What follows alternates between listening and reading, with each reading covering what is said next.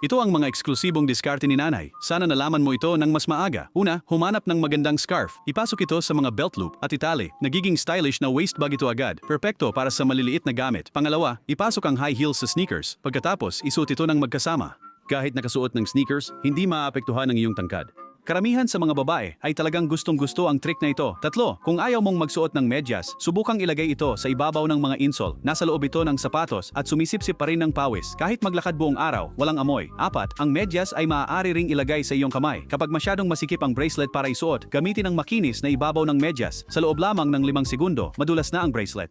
5. Masyadong marami bang shampoo ang lumalabas sa bawat pindot? Balutin ng goma ang pump, nililimitahan nito kung gaano kalalim ang may pipindot kaya hindi ka na magsasayang. 6. Ang paglilinis ng strainer ay nangangailangan din ng teknik. Ilagay ang kutsara sa ilalim ng gripo. Pinapakalat nito ang daloy ng tubig at mabilis na nalilinis ang strainer. 7. Walang steamer rack sa bahay? Ipasok ang skimmer sa hawakan ng kaldero. Nagiging simpleng steaming rack ito, perpekto para sa pag-steam ng itlog at tinapay. Ginagamit ko ito kapag kailangan ko ng mabilisang solusyon. 8. Ang cork ng alak ay isang nakatagong hiyas. I-slide ito sa hawakan ng takip ng kaldero. Nagbibigay ito ng mahusay na insulation, kaya hindi mo na masusunog ang iyong kamay muli.